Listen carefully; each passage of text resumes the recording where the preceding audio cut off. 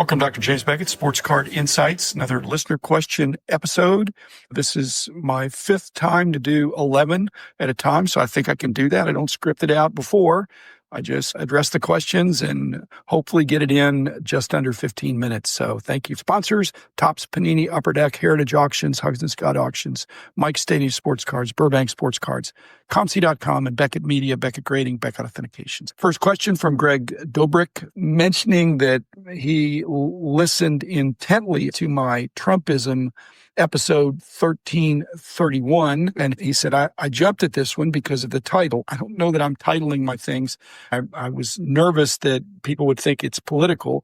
Didn't want to be too political. But then he also mentions whenever he sees Rich Klein in the title, he goes for those two. I have a lot of people listen to every episode, but I have a lot of people that pick and choose. And I take no offense at that. I myself enjoy some of the episodes more than others. But the Trumpism thing was on Inauguration Day. That was what was happening. Number two, from Card Alchemy about the Hobby Significance Tournament, like that, especially about the defunct brands. And he said all of them he preferred over Topps, which really that was not the golden age of Topps. Even with all the competition, Topps did not stand out back in 92, but they were the incumbent. Brand is super important in this hobby.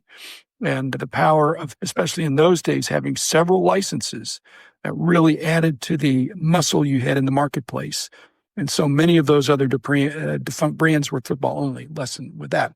From Larry Gitlin about the Hall of Fame portion of the Hobby Significance Tournament, just mentioning that he really enjoyed Carlos Gonzalez, not a Hall of Famer, but really enjoyed him. Again, the hobby was built on local and regional stars and heroes. In fact, some of the regional stars sell better lots of places, and certainly in their hometown frequently, than minor Hall of Famers.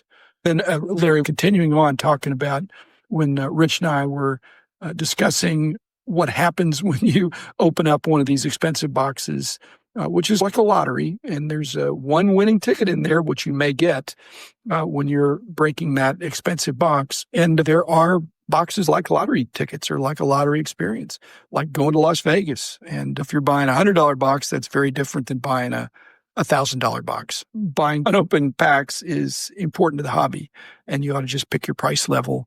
And the price that you're thinking about is not the price of the pack. It's the price of what you could get, which you probably won't get because it's unlikely. Otherwise, the cards would be priced much higher.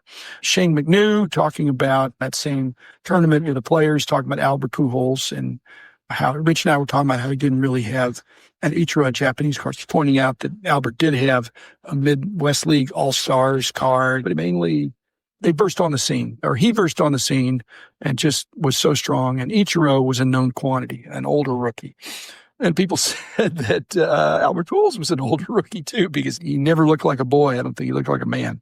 From TF Sodat, mentioning when we were doing the Hobby Significance Tournament, we were going through the players, said you missed Jorge Posada. Well, I bet you went in the group. But it points out, and your point is well taken, he's a strong candidate. He may fall on the other side of the Yankee anti-bias that already so many Jeter and Rivera, they're core four. Anyway, he says Jorge, he's better than Posey and Molina and close to, they're all great. And like I said, there may be thinking there's enough Yankees in the Hall of Fame, which again, people ought to come in based on their individual merit.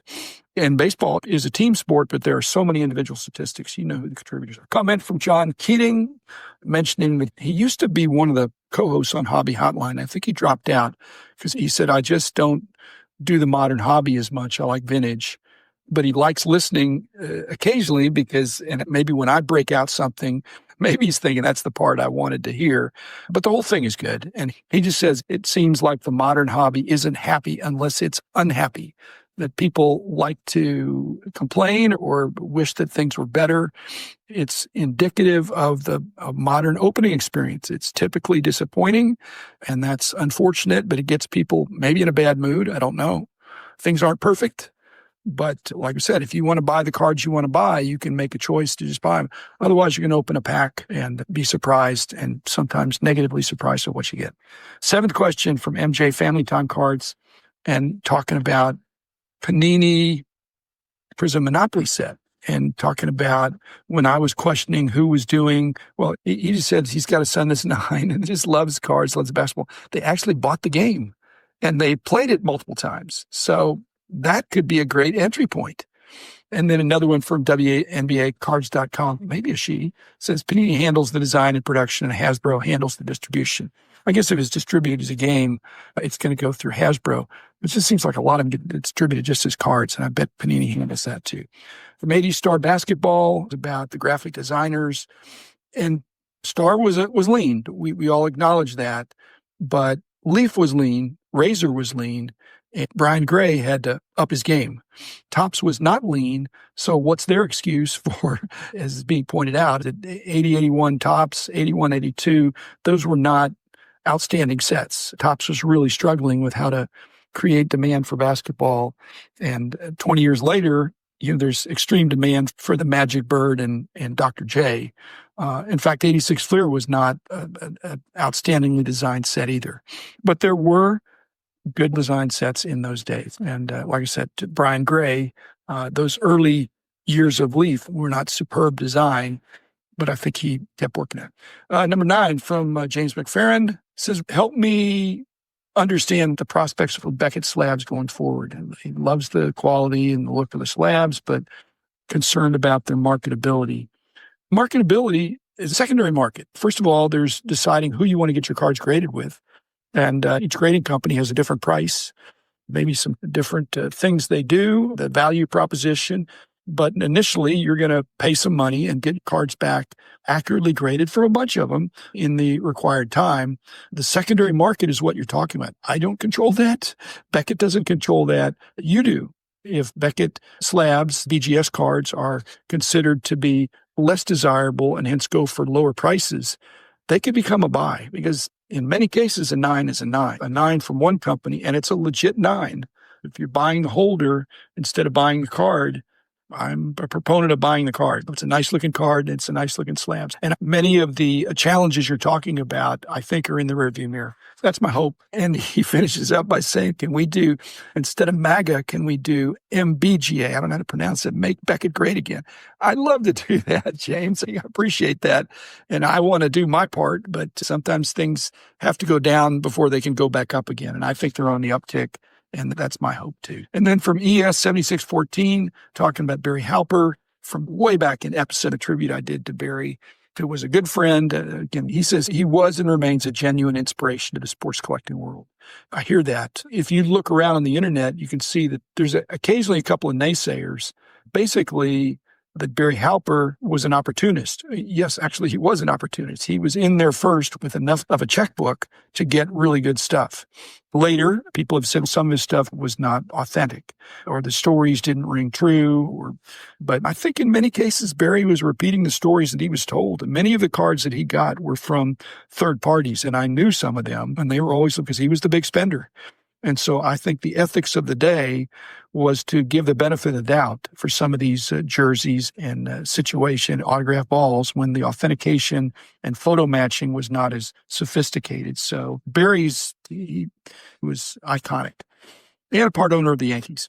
Finally, what in actuality is a trade night? What is the purpose, the meaning? Just saying, I think you just have to experience it. And it used to be trade night, but more and more, it is becoming trade days or trade evenings or trade afternoons at the card shop. It's a concept that involves, in most cases, free admission and lots of people bring in their stuff and not a lot of friction in the trade. And I think that's cool. There's a lot of people that if it's $10 to go to a card show and $0 to go to the trade night or trade evening or trade afternoon. In fact, there's one double booked alongside Kyle's Saturday show. I'm just saying, I think there may be a different customer that wants to not pay for admission and not have structure and just be an instant dealer, collector/dealer. It's old school. I'm wondering what the revenue model is if that's part of your question, is that if somebody's got to pay for the hall, unless you're just in the foyer, and even then, sooner or later, somebody's going to charge for something. And so there's sponsors, there's different revenue or business models there. But like I said, if it's $10 to get in the show and it's $0 for the trade night that's 15 minutes away, There are going to be people that choose that, even though I want to go where the action is. And for me, the action's at the show, and the action is not in the trade night because I'm not looking for card. I'm looking for cards. And the kind of quantity that I like to look through to find stuff is not conducive to the trade night. In fact, the people at the trade night that I would want to frequent are the ones that I hit during the day. And I paid money for it, and that's okay. And I pulled up a chair, so I'm not floating around and hunting out a card. If people ask me, what are you looking for? I'll know it when I see it. And that's a pretty daunting task to go through a trade night without structure and just to be a random walk. And then doing a lot of negotiations, some of which will maybe not work. The closest thing to trade nights back in the day when they had the hospitality rooms after the shows were over. And those were mainly discussion, not a lot of trading going on. The dealing was during the day and the having pizza and beer or whatever people had in a very casual setting and talked about how great the hobby was. So that was good. Trade nights are indicative of a greater emphasis on the commerce aspect of this hobby. It's more important to make a deal than to get to know somebody sometimes. And frankly, you do both in many cases. I've made a lot of friends through making deals, and I've made deals through friends. So I think I'm not alone in that. So thanks, everybody. That's another 11 questions. And have fun. Keep sending your questions in, drjamesbeckett@gmail.com, and I will address them. Still having a lot of fun doing this, and I will talk to you soon. The man in the house of